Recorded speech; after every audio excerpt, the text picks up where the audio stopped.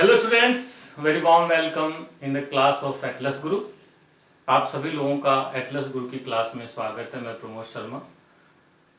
बच्चों, आज 17 मई भी हो गई।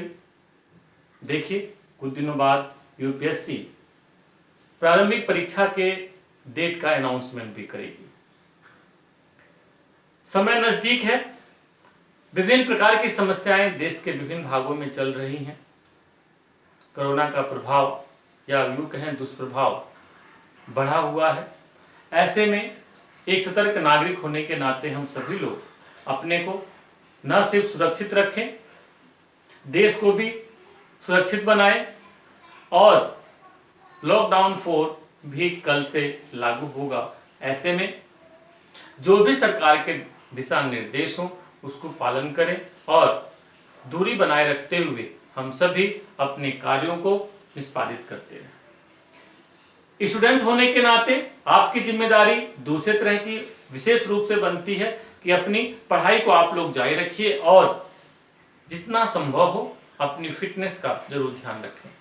आप सुबह एक्सरसाइज घर पे ही करें, योग ध्यान करें, अपने खाने पीने का ध्यान रखें और दिनचर्या में विशेष रूप से बहुत लेट नाइट तक जग कर पढ़ने का प्रयास ना करें तो बेहतर, ये मेरा मानना है। हो सकता है आप लोगों में बहुत सारे ऐसे होंगे जो लेट नाइट पढ़ते होंगे, उनके अपने अपने लॉजिक्स होते, तर्क होते। अब कितना सही है या गलत मैं ज्यादा नहीं कहूंगा, परंतु ये मैं जरूर कहूंगा कि जल्दी सोने से हम कल जल्दी उठते हैं और अपना कार्य भी जल्दी शुरू करते हैं। और जो जितना जल्दी अपने कार्य को शुरू करता है वह उतना जल्दी मंजिल पर पहुंचता भी है। यह भी एक सत्य है। बच्चों, ऐसे में प्रारंभिक परीक्षा आपके सामने है। Being a teacher of geography, मैं आप लोगों के लिए कुछ महत्वपूर्ण बातें लाया हूं। और ये जो मैंने कहा है पहले, एक सीरीज ऑफ क्लास है जिसमें बहुत सारे प्रीलिम्स की बातें मैं डिस्कस करता रहूंगा। इसका आप लोग लाभ उठाएं और जितना संभव हो प्रश्नों का अभ्यास करें, प्रैक्टिस करें। बच्चों, आज मैं अपनी क्लास में विशेष रूप से भारत की जो भी इंपोर्टेंट चोटियां हैं, इंपोर्टेंट पीक्स हैं, शिखर हैं, उनकी चर्चा करने के लिए आया हूं कि कौन कौन से कहां पर हैं और क्या है। बच्चों, आप अपने प्रीवियस ईयर्स के पेपर को देखोगे तो बहुत सारी चोटियों को पूछा गया। जैसे गुरु शिखर को ही पूछा गया है कि कौन से राज्य में है। आप अपने पेपर को देखेंगे तो प्रश्न का डायमेंशन समझ में आएगा कि किस किस डायमेंशन में प्रश्न आते हैं। तो उसी में आप देखोगे विशेष रूप से प्रश्न जो मिलेगा आप लोगों को वह मिलेगा चोटियां और संबंधित राज्य, या फिर चोटी और संबंधित जो पर्वत श्रेणी है वह, या फिर कभी कभी एक आध बार जो स्टेट के पेपर पीसीएस वगैरह के होते हैं उसमें उनकी हाइट भी पूछ ली जाती है। और यूपीएससी में कई बार तो उसका जो विशेष इकोनॉमिक सिग्निफिकेंस है, उसका आर्थिक या सांस्कृतिक महत्व है, वह भी पूछा गया। जैसे आप देखेंगे जो भी बहुत सारी चोटियां हैं उनका विशेष आर्थिक महत्व है या सांस्कृतिक महत्व। ठीक है, तो क्या है, कैसे है, आइए मैं शुरू करता हूं और जरा देखते हैं। थोड़ा सामने आप लोग ध्यान दीजिए। बच्चों, एक तरफ मैंने यहाँ पे इंडिया का मैप बनाया हुआ है और दूसरी ओर उसे संबंधित फैक्ट्स दिए हुए। ये मैंने मैप इसलिए बनाया हुआ है ताकि आपको याद करने में आसानी हो और प्रश्न का जो डायमेंशन होता है लोकेशन वाइज, जो आजकल विशेष रूप से 2011 और 13-14 के बाद ऐसे प्रश्न आ रहे हैं जिसमें कोई भी नदियां हैं, चोटियां हैं, पहाड़ हैं, पर्वत हैं, उनको लोकेशन वाइज अरेंज कराया जाता है। तो यदि आप मैप पे कुछ काम किए रहेंगे तो डेफिनेटली अरेंज करने में बहुत ही सक्सेसफुल होंगे, आपको आसानी होगी। ठीक है, तो आइए देखते हैं। तो बच्चों, सबसे पहले प्रायद्वीपीय भारत की चोटियों की मैं बात करूंगा।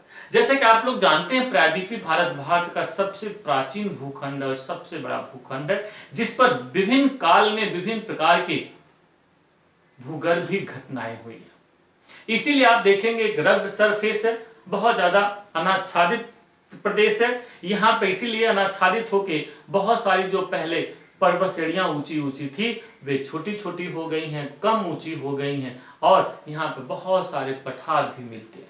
तो ऐसे में यहाँ पे चोटियों की काफी उपलब्धता पाई जाती है, परंतु इन चोटियों की सबसे खास बात यह है कि इनकी ऊंचाई बहुत ही कम आपको देखने को मिलती है। सामान्यतः 3000 मीटर से ऊंची चोटी प्रायद्वीपीय भारत में कोई नहीं मिलती है। उसकी जो सबसे ऊंची चोटी है आप देखेंगे अनामुदी है, वह वहां पर मिलती है। और इस पॉइंट ऑफ व्यू से यह काफी इंपॉर्टेंट हो जाती है। इसको आप लोग ध्यान रख सकते हैं कि प्रायद्वीपीय भारत की सबसे ऊंची चोटी कौन है। तो बच्चों अब जरा हम लोग देखते हैं क्या है, कैसी स्थिति है। और इस क्रम में देखते हैं सबसे पहली चोटी है गुरु शिखर। गुरु शिखर यह राजस्थान में अरावली पर्वत श्रेणी के सबसे दक्षिण में स्थित चोटी है और इसकी ऊंचाई 1722 मीटर है। और यह खास बात यह है अत्यंत प्राचीन अरावली पर्वत श्रेणी की सबसे ऊंची चोटी है, जहां पर राजस्थान में सबसे अधिक वर्षा भी होती है और यह अत्यंत घने वनों से ढकी भी है। इसका आर्थिक दृष्टि से महत्व भी है क्योंकि यह राजस्थान की मसूरी भी कहलाती है, अर्थात यहाँ बड़ी संख्या में टूरिस्ट भी आते हैं। इसके बाद बच्चों वहीं पर देखेंगे मध्य प्रदेश में धूपगढ़ है। धूपगढ़ भी मध्य प्रदेश के एक महत्वपूर्ण चोटी है पंचमढ़ी के पास में, और यह भी पर्यटन का एक बड़ा ही प्रसिद्ध केंद्र जो विशेष रूप से सतपुड़ा पर्वत श्रेणी में स्थित है। वहीं पर अमरकंटक देखेंगे। अमरकंटक का विशेष महत्व इस रूप में है कि यहीं से नर्मदा नदी निकलती है और यह एक महत्वपूर्ण चोटी मानी जाती है। उसके बाद आते हैं तो देखते हैं पारसनाथ। पारसनाथ राजमहल पहाड़ी में स्थित एक प्रमुख चोटी है जिसका विशेष सांस्कृतिक महत्व है क्योंकि यह जैन धर्म के जो गुरु थे पारसनाथ जी, उन्हीं के नाम पर रखी गई है और जैनिज्म से संबंधित एक बहुत बड़ा यहाँ पर मंदिर है।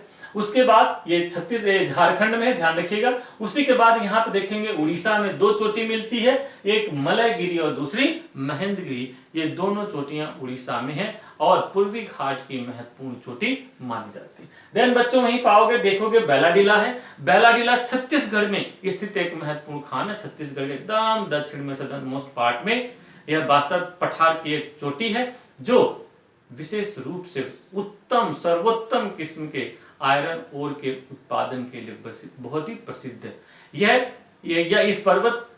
इस चोटी से बड़ी संख्या में उत्पादित होने वाला आयरन ओर निर्यात होता है जापान की ओर। और इस पॉइंट ऑफ व्यू से यह भी इंपॉर्टेंट है कि इंडिया की टोटली मैकेनाइज्ड आयरन ओर खान मानी जाती है।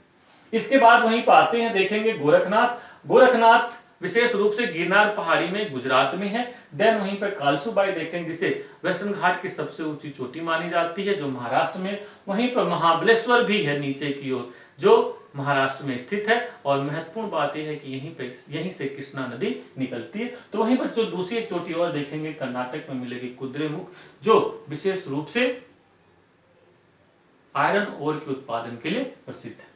देन बच्चों वहीं पे देखेंगे दोदाबेटा जो नीलगिरी की सबसे ऊंची चोटी है कर्नाटक में और यह प्रायद्वीपीय भारत की दूसरी सबसे ऊंची चोटी मानी जाती है। वहीं पे देखेंगे अनामुदी है। अनामुदी भी इस रूप में महत्वपूर्ण है कि प्रायद्वीपीय भारत की सबसे ऊंची चोटी है जो केरल में स्थित है।